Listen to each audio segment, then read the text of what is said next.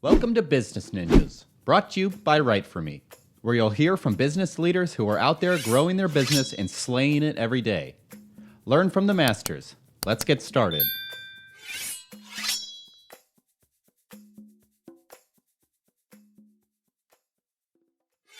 Hey everybody, welcome back for another episode of Business Ninjas. I'm here today with Hamid Akbari. He's the CEO at Blanc Labs. Hamid, welcome to the show. Thank you, Kelsey. Pleasure to be here. Absolutely. So Hamid, tell me a little bit about yourself.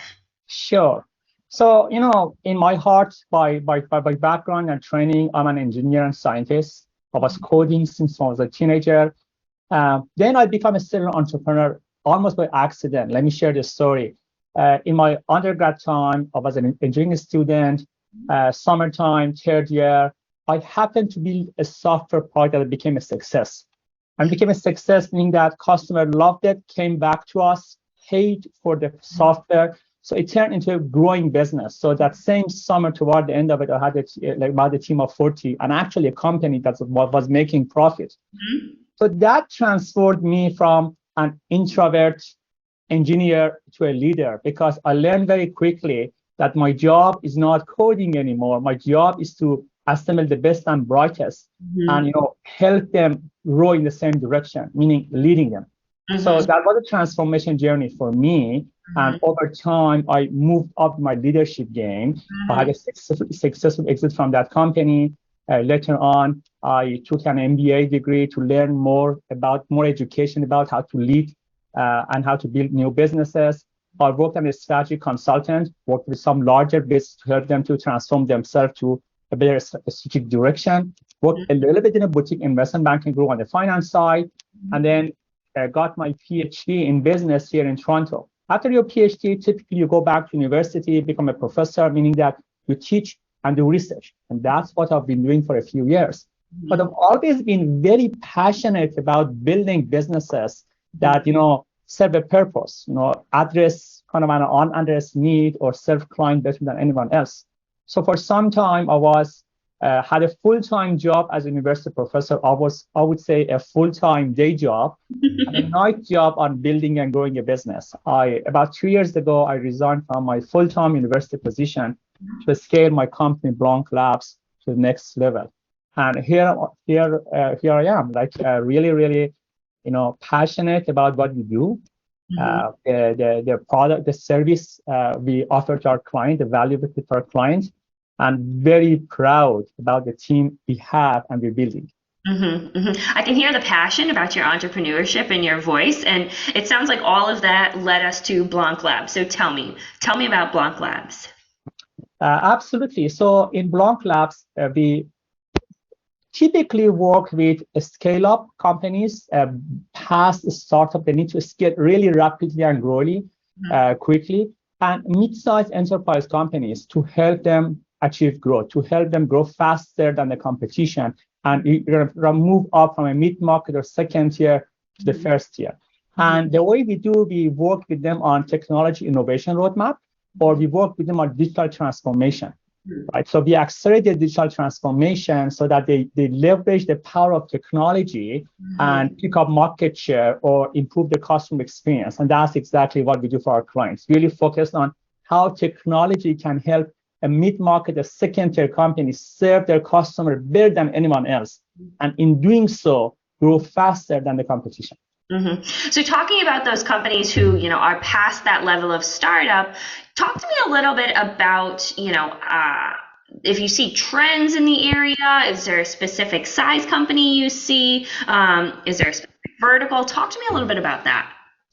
So typically the customer base that we serve best, right, that segment we serve best are, in mid-sized enterprise, around, 250 people to about 1,500, 2,000 people.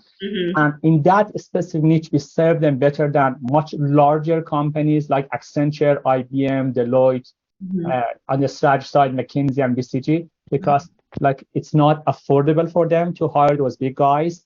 And the big guys come not only with a high price tag, but also they're not as agile and as fast for the need of this segment.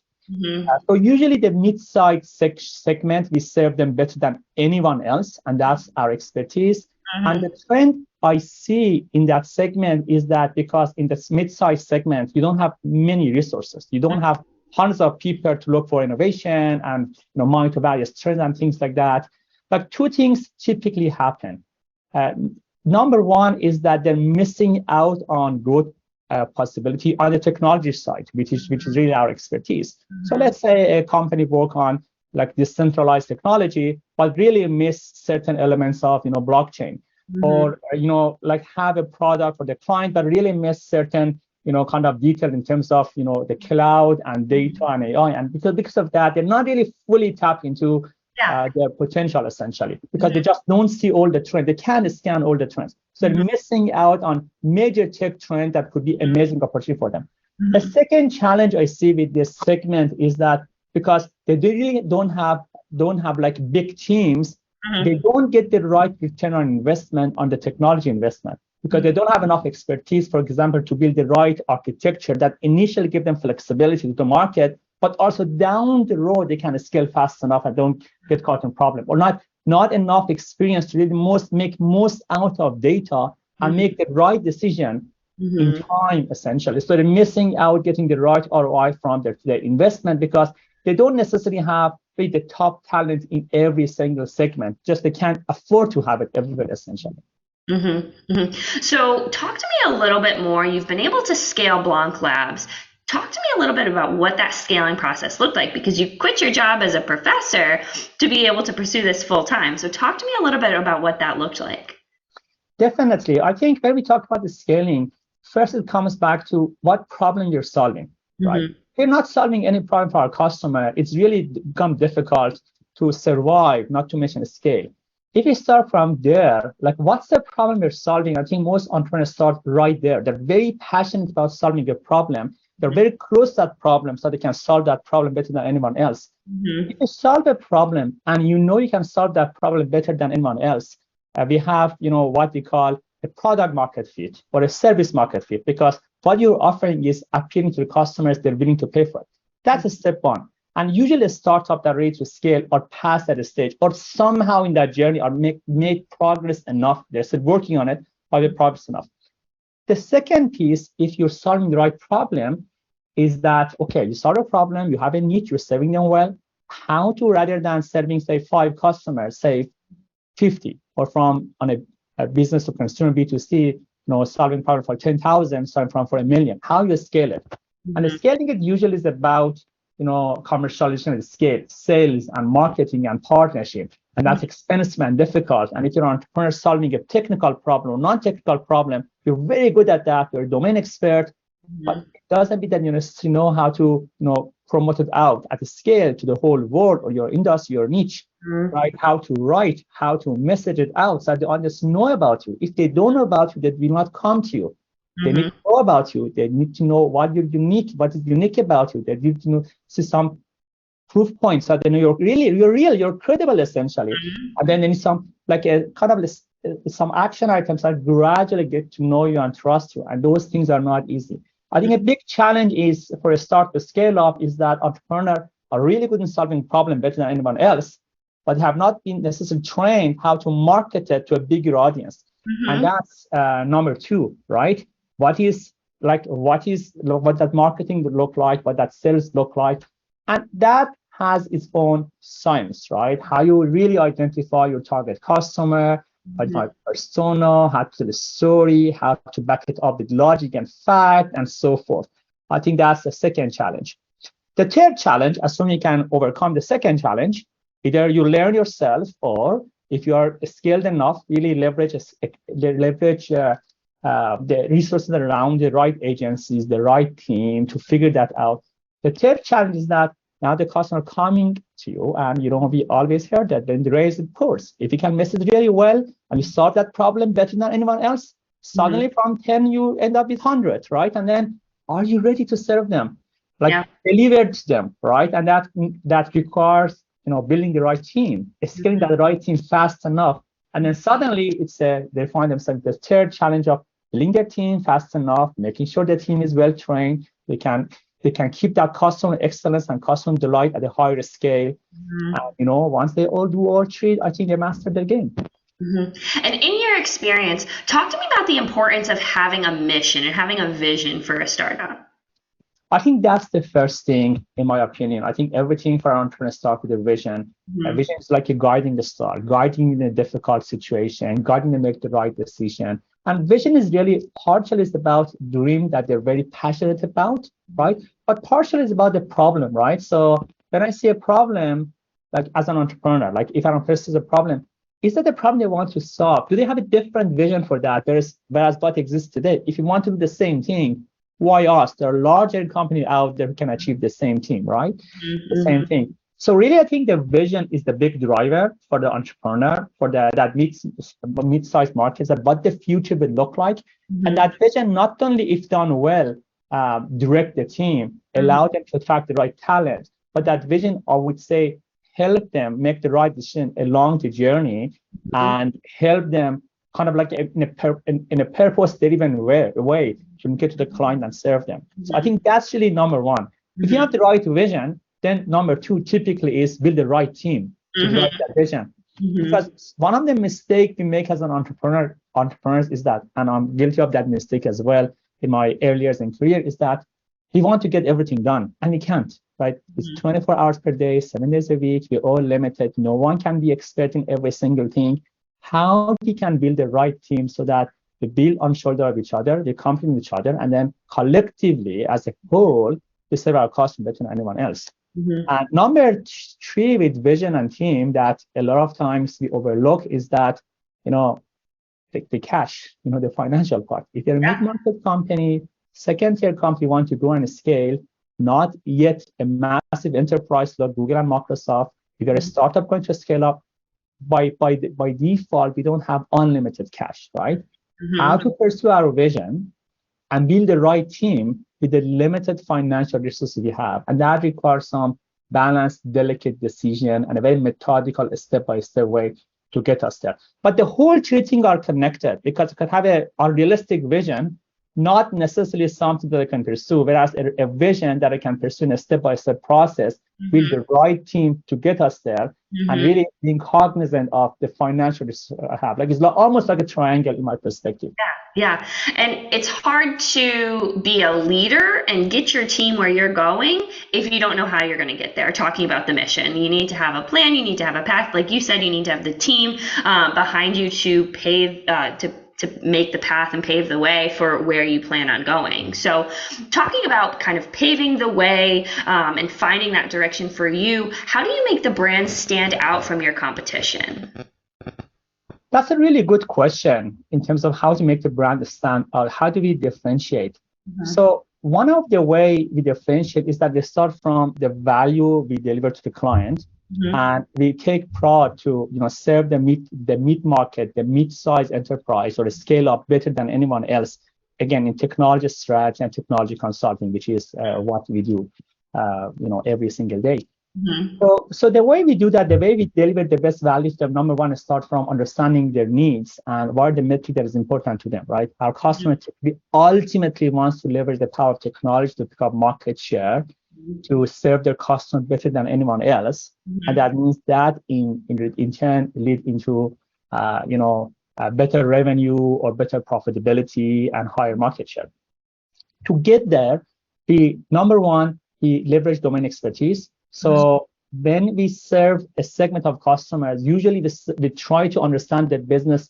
We invest enough to understand their business better than anyone else, and leverage the domain expertise of that industry to solve the right problems. For example being is that we've done a lot of work in the mid-sized financial services industry to understand the whole lending process, underwriting process, banking, core banking, payment, and that allows us to serve the customer better than a general agency who doesn't have that domain expertise. Same for digital healthcare client that we have.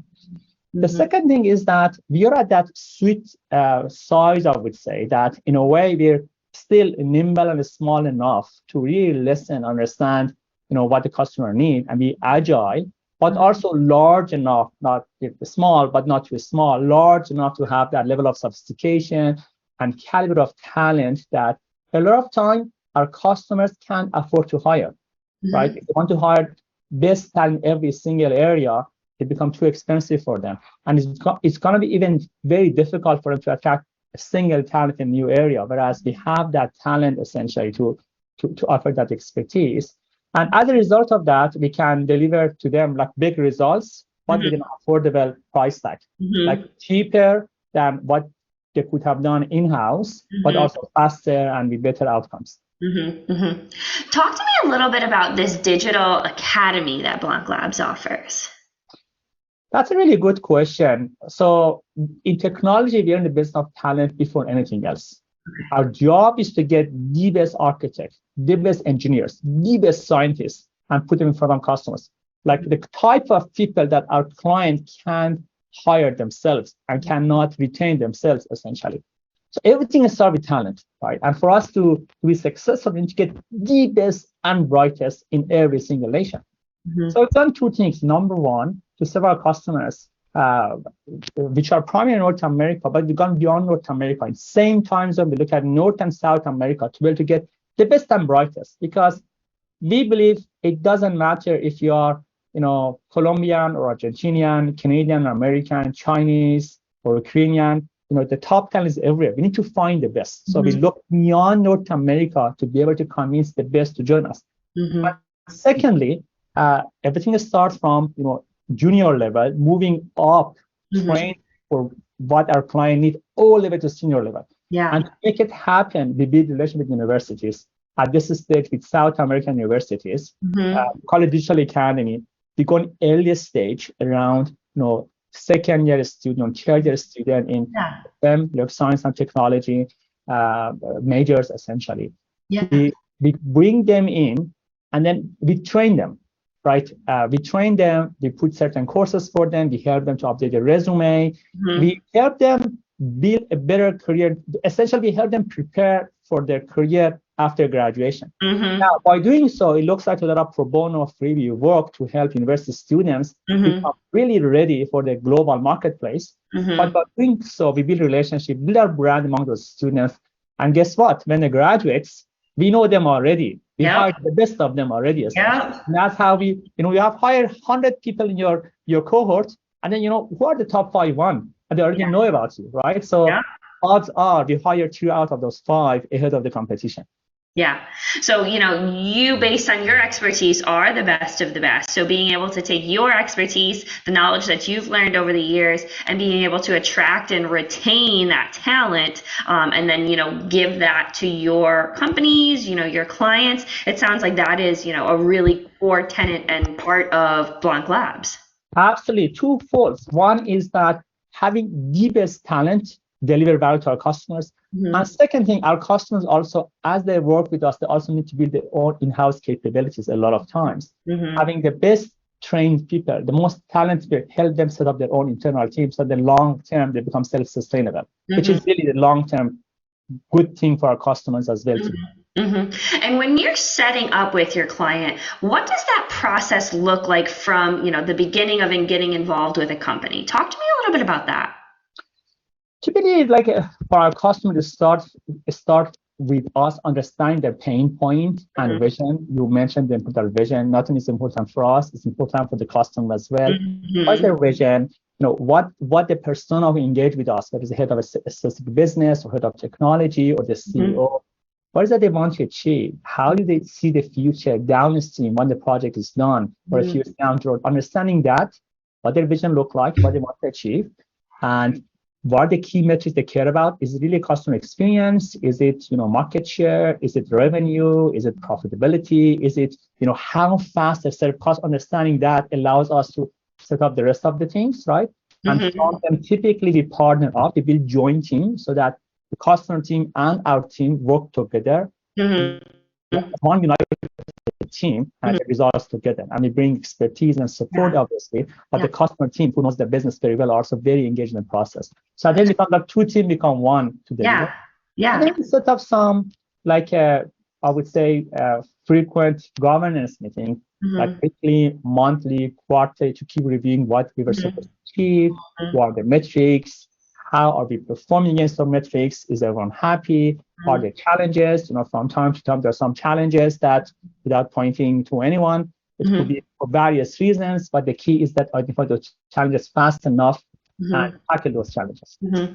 You talked about several differentiating factors of Blanc Labs, but it also sounds like one of the key ones too is that collaborative spirit, that accessibility, and really the talent and expertise that you bring to a company to be an extension of their own team. Absolutely. In fact, one of our core values is partnering for success. We are being perceived by our customers as well that we're very collaborative. When we work with the customer, we put their hats on. In a way, we wear t-shirts, right? So what's good for them? Because I truly believe if you do what's good for the customer, and that they will take care of you, not the other way around, right? Because we are here to serve them, not the other way around, essentially. But in doing so, growth and profit for us is a byproduct. Is a side effect, that is a side outcome rather than direct thing to pursue. So Hamid, if you were to leave our listeners with one little nugget of information, either about Blanc Labs, about the industry, or about your leadership experience, what would you leave our listeners with? So that's really a good question. I think I would say it's all about like, at least for entrepreneur and mid-sized market, it's all about having the right vision that inspires you and the team, number one, and really the team, right? Vision and team, these two will move mountain. You get the right vision and direction, you have the right team, nothing will stop you. Everything is going to be extraordinary, obviously. That's fantastic. Well, Hamid, this has been a great conversation, about Blanc Labs, about your own experience, about the importance of vision, about collaboration. I really appreciate you being on Business Ninjas again. Hamid Akbari, he's the CEO at Blanc Labs. Welcome. Thanks for being on the show. Thank you, Kelsey. I appreciate it.